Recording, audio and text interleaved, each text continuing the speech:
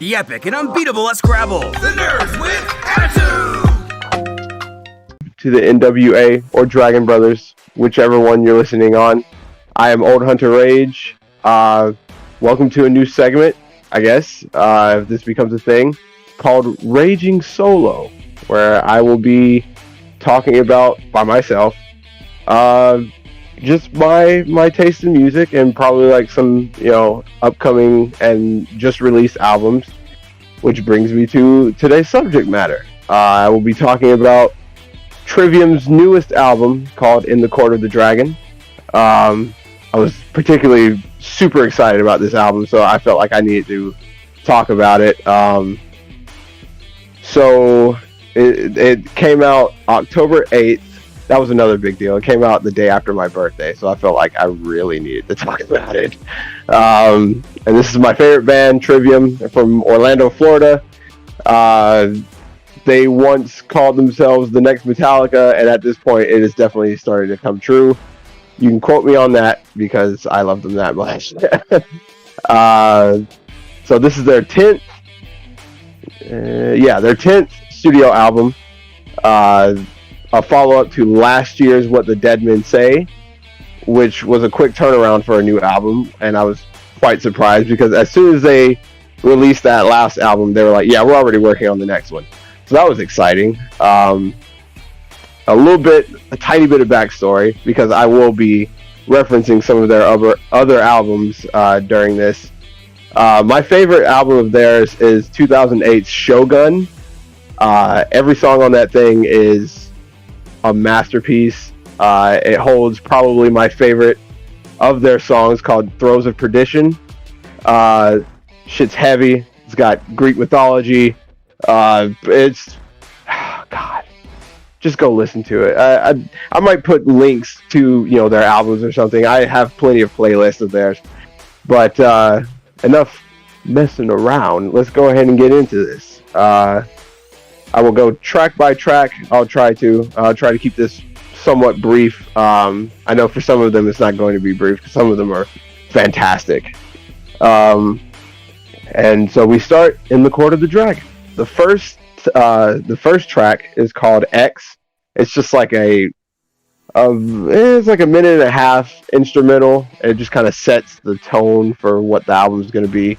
It's very cinematic. It's very dramatic, very tense. And then right at the end, because they just have to be such dramatic guys, there's a dragon roar, which leads right into the title track, which is track 2, In the Court of the Dragon. And boy, it's only the first song on the album, and they came out swinging almost immediately. Matt Heafy has he's been changing his vocals throughout, their history in the music, and he sounds like he's on a whole new level with this album, and you can immediately hear it with this song. Dude came out, and it's funny the fact that they open it with a dragon roar, because once he starts yelling, it almost sounds like the same thing. He's got such good vocals. The drums are off the chain. The riff of this song, the two guitarists and the bassist, boy, that riff is groovy. I'm not like a musician, Jesus, a musician in any right. I have a guitar that I got in like middle school, and I haven't played it. I don't know how to play it. I might take lessons one day, but I'm not a musician in any right, so I don't know all the technical terms of anything. I just like the way it makes me feel. It makes me, head bob and head bang, and it's just, that song is so good. Plus, it's got this incredible like solo part in the middle of it, where they do so many shift changes during the song, where it's like almost a jazzy type of beat, and all of a sudden it turns into blast beats, and they bust out damn near a Dragon Force solo, and it's incredible. I had heard that song already. We're still talking about In the Court of the Dragon. I had heard that song already because that was the first single they put out for this album before it actually came out. It came with a music video. The music video was like 9 minutes long, the song itself is like 5 minutes, so there was 4 minutes of just movie shit that they want to start doing now, and it was really good. But In the Court of the Dragons, an incredible song. Next after that was Like a Sword Over Damocles, which a lot of these songs I'm pretty sure have some sort of basis in mythology of every kind, really. They definitely have a penchant for Greek mythology, which I'm pretty sure Damocles is. Like a Sword Over Damocles has a really good riff to it, but it also has one of the most catchy choruses on the entire album. It also has an incredible solo.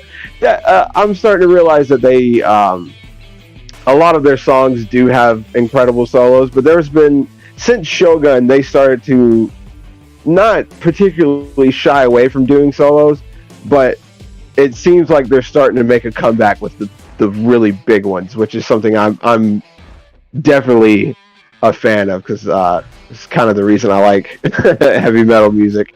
It's just guitar work in general. I love the way some of these musicians can do the things they do with their guitars. It's incredible.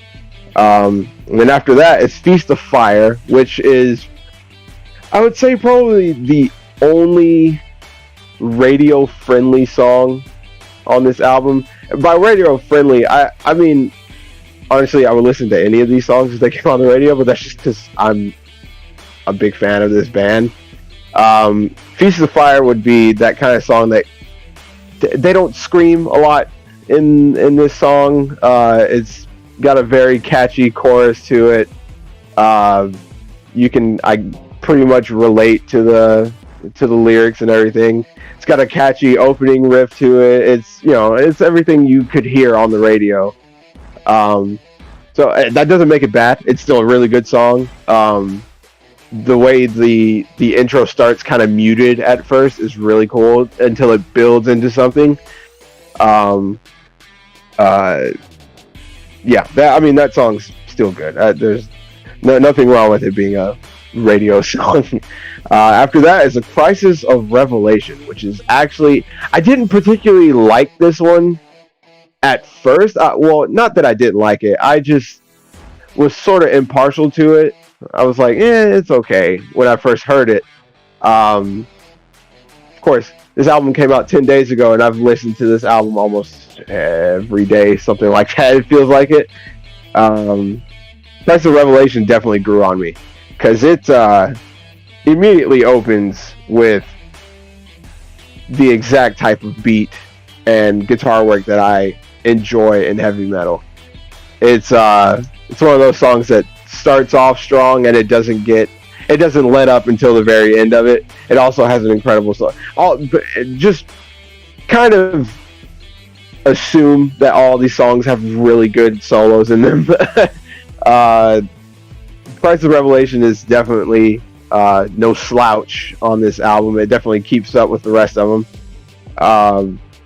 The chorus is, it kind of sounds like, I would say, it sounds like a song that would have been on their Crusade album, which a lot of Trivium fans don't particularly like. I enjoy all of, I have a thing about all of their albums, because if you listen to each album back to back, it doesn't sound like the same band, which is cool, because some bands, they'll get like, they have this certain sound at the beginning, and then they end up changing, and then they find their sound and they stick with that sound until whatever the new album is. With Trivium, they just I haven't been able to pinpoint what their sound is, because each album sounds different, and it's always because of where the band members are in their personal lives, if you want to say it that way. They've just recently started to hit their stride for real after 2017's The Sin and the Sentence, when they got their drummer Alex bent, and that man is a fucking machine. And ever since he showed up, they've been on a fast track to, I would say, probably one of the best metal bands in existence right now. And that's a tall order, but I think they've definitely earned it.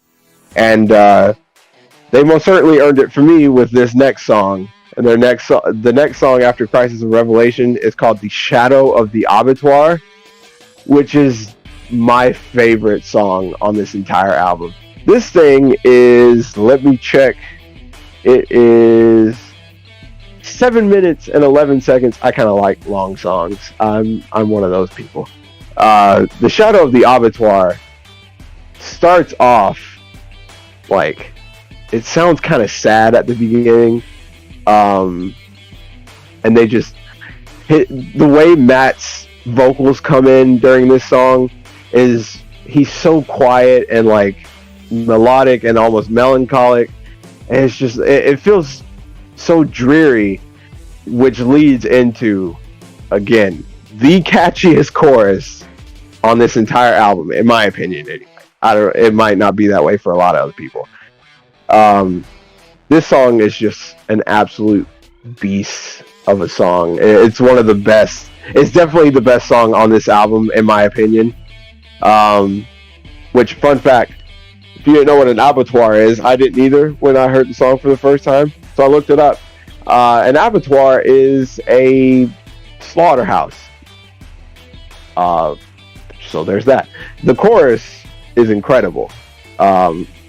It's, and the way he sings it feels like there's a bigger story behind this particular song, and not like a particular story in their lives or anything. It just feels like there's lore with this song, like they base it off something, which I found out that most of this album, aside from the ones that are obviously, Greek mythology related or some sort of mythology, a lot of the other songs, the ones that sound like they have a mythology to them, it's just their own storytelling thing that they've made up with this album. Like In the Court of the Dragon is, I think, based off of a short story by somebody, I can't remember their name. But a lot of the album is just made up of their own kind of mythology that they've created for this particular album, which kind of leads into their whole dramatic and cinematic element that they've been going with for this album's release. I can't talk about Shadow of the Abattoir enough, because this song is so good. After the second chorus, it starts to get heavier, the way that a Trivium song definitely starts to sound. And I'm so consistently surprised at how they can juggle being so melodic and not soft, but not quite as heavy as they can be, but then they immediately switch into being the heavy that they usually are. It's God, I love this band. You'll probably hear me say that a lot during this. After that is No Way Back, Just Through, which I had to listen to it a few times. This is another, I would say I could hear this one on the radio as well. It sounds more like a song that would have belonged on Vengeance Falls, which I believe was their 2013 album, if I remember correctly. That album had a lot of songs about just perseverance in general. There's a particular song on that album called Through Blood and Dirt and Bone, I believe the whole name was. No Way Back, Just Through sounds like it's part 2 to that song. It's not bad by any means. I think it's a great song. I wouldn't say it feels out of place. No, you know what? Yeah, it feels out of place. It feels like it should have been on Vengeance Falls. But still, a fantastic song. Then comes what I assume they would call a ballad in the next song, called Fall Into Your Hands. And this one is also a long one. It's 7 minutes and 45 seconds. Also an incredibly catchy chorus. Jeez, all of these songs have really catchy choruses. It's one of those things where, like, you listen to the songs, and even though you can't, I'm that kind of person when I listen to a song, if I can latch onto the riff, like the tune of the riff, if I can latch onto it and I start humming it, I'll start learning the song more and more, as I go on. With Fall Into Your Hands, I heard the riff and I was like, that's easy enough. And then they do the exact same riff during the chorus and they just sing over it, and it's so good. It's so good. Again, this one actually sounds pretty sad, and I've noticed they started doing more orchestral pieces that they started including in some of their songs. And you definitely hear it in this one during the, I believe they call it the pre-chorus, right before they hit the chorus. You can definitely hear it in there, but you can hear it right at the end of Fall Into Your Hands. This is beautiful orchestral piece that's still playing the tune of the song, but now you hear it not heavy. You hear it like it's, imagine like somebody just won a battle, but they lost everybody in the process, and they're just like walking off the battlefield all sad. It sounds like that. That's kind of how like my mind, processes music in general. If I can imagine something epic happening to the music, then it helps me, and that helps me like really get into the music more and more, and so on and so forth. After Fall Into Your Hands is, I would say, my least favorite song on this album. Again, I don't think it's a bad song. It's called From Dawn to Decadence. This is another song where I can't pinpoint the the actual tune to it, and I haven't been able to actually just kind of remember how the chorus goes. It's just kind of one of those songs where I just got through, Shadow of the Abattoir and Fall Into Your Hands, so now I'm like still reeling for both of those songs, and then this one comes out and I'm just like, it's okay.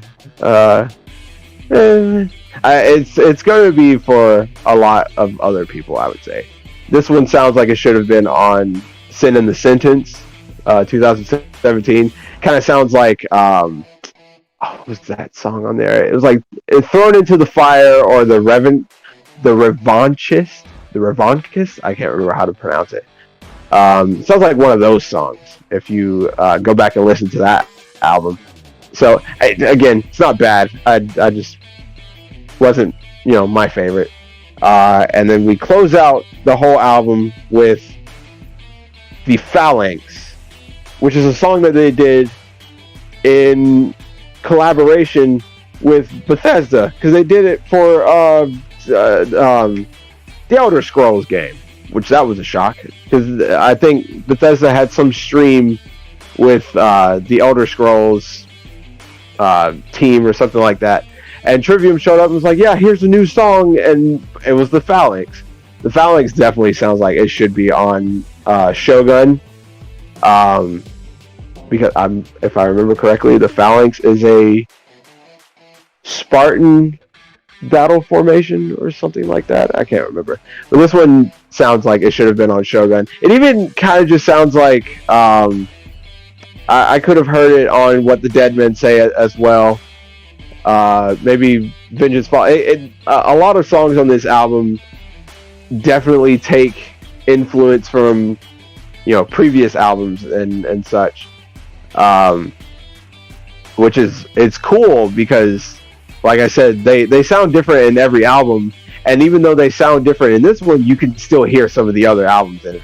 So it's not like they've completely abandoned their sound as they go from album to album. The Phalanx is another one where it's like I don't remember how the chorus goes, and I can remember how the intro riff goes, because the intro riff is actually pretty epic and it has a good build to it. But it's a very strong finish to this album. That's the whole album. Again, Shadow of the Abattoir is my favorite.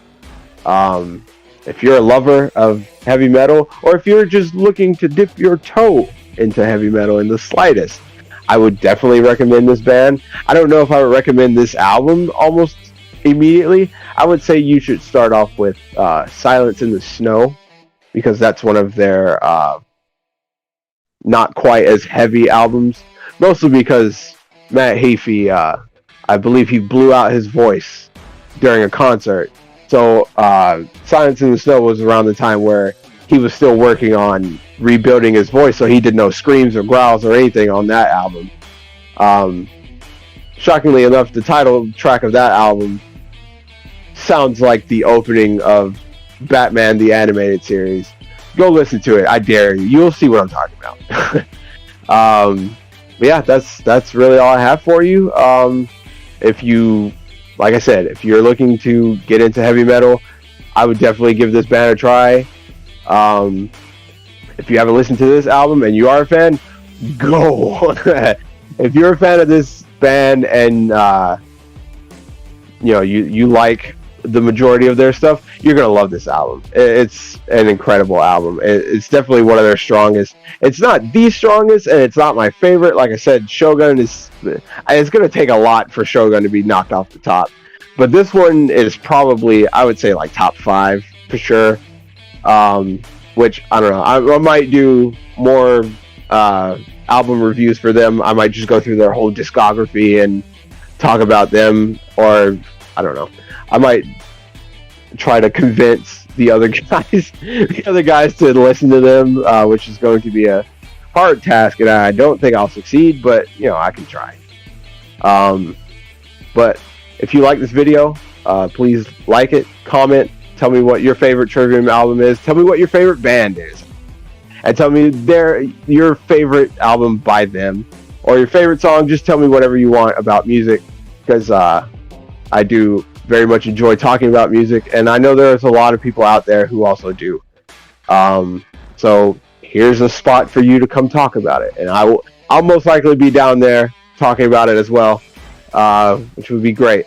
But remember, like, comment, subscribe, and as Walt always says, but I'm going to say it now because I'm the only one here. You have a wonderful, beautiful day, you wonderful and beautiful nerd. Deuces.